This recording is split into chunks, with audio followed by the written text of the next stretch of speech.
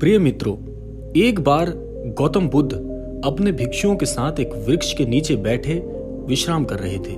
उस वृक्ष की छांव में बुद्ध अपने भिक्षुओं की जिज्ञासा दूर कर रहे थे। बुद्ध के सभी भिक्षु एक एक कर उनसे प्रश्न पूछ रहे थे और गौतम बुद्ध उनके प्रश्नों के उत्तर दे रहे थे। बुद्ध के इन भिक्षुओं में कुछ भिक्षु ऐसे भी थे जो कुछ समय पहले ही संघ से जुड़े हुए थे, जिसके कारण अभी उनके भीतर वह समझ पैदा नहीं हुई थी, वह गूढ़ता का आभास उन्हें नहीं था जो गौतम बुद्ध के प्रवचनों को समझ सके।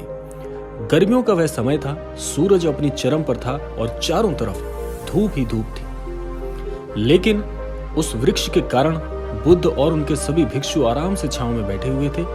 इतने में ही गौतम बुद्ध के एक भिक्षु की नजर एक बूढ़े व्यक्ति पर पड़ती है जो उस वृक्ष के पास से ही गुजर रहा था।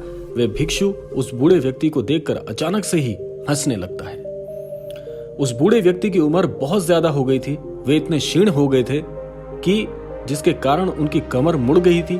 उस बूढ़े व्यक्ति के हाथ में एक डंडा था जिसका सहारा लेकर वो बूढ़ा व्यक्ति अपनी मंजिल तक पहुंचने का प्रयास कर रहा था। उस बूढ़े व्यक्ति का शरीर केवल हड्डियों का ढांचा ही मात्र रह गया था। अपने भिक्षुक को हंसते हुए देख बुद्ध उससे कहते हैं कि मेरे प्रिय, कृपा कर इस पर हंसो मत, क्योंकि जिस व्यक्ति को देखकर तुम अभी हंस रहे हो वो कोई साधारण व्यक्ति नहीं है, बल्कि वह व्यक्ति इसी क्षण तुम्हारे जीवन को रूपांतरित करने की पूर्ण क्षमता रखता है। जो आज तुम मुझसे सीख लेने का प्रयास कर रहे हो, वह यह बूढ़ा व्यक्ति तुम्हें सीख मात्र दे ही रहा है।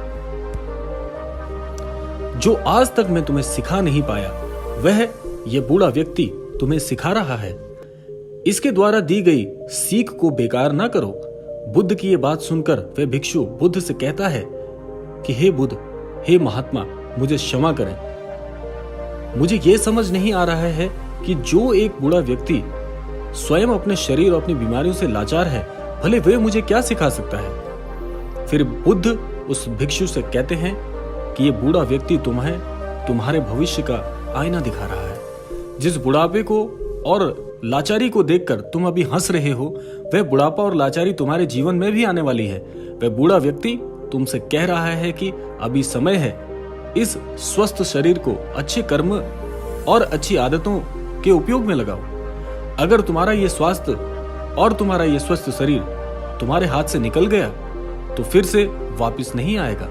और अभी तुम्हारा ये शरीर सही से काम कर रहा है, जैसे कि तुम्हारे हाथ, पैर, आंख और कान, ये सभी चीजें सही प्रकार से कार्य कर रही हैं। जो कार्य इनके द्वारा किया जाता है, ये वो कार्य को पूर्ण रूप से कर रही हैं, पूर्णतः सक्षम है।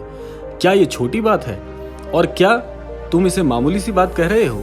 यह घटना कोई साधारण घटना नहीं है जो अभी तुम्हारे साथ घटी, और यह घटना तुम्हारे जीवन को बदलने की पूर्ण क्षमता रखती है। ठीक इसी तरह की घटना ने उस भिक्षुक का पूरा जीवन बदल दिया, और इस तरह की घटना से ही बुद्ध के वे भिक्षु ऋणी हो गए।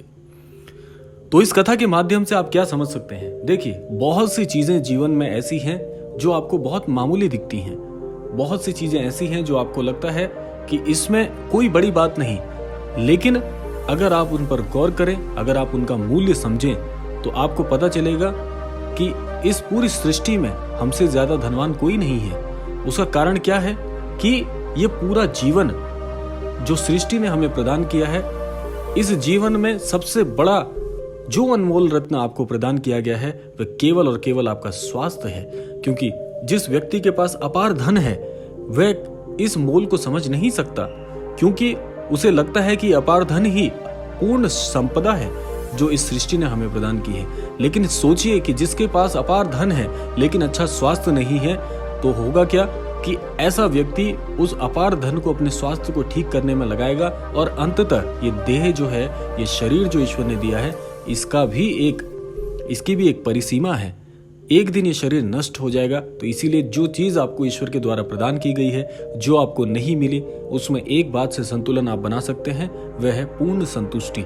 जो आपके पास है उसमें प्रसन्न रहने का प्रयास करिए, उसी के साथ जीवन को गुजर बसर करिए, और सदैव अपने स्वास्थ्य का लाभ का, जो आपको ईश्वर ने सेहत दी है, उसके प्रति ईश्वर को धन्यवाद व्यक्त कीजिए और अच्छे स्वास्थ्य की कामना करिए, अपने लिए भी और दूसरों के लिए भी। यही बुद्ध की सबसे बड़ी शिक्षा है। धन्यवाद।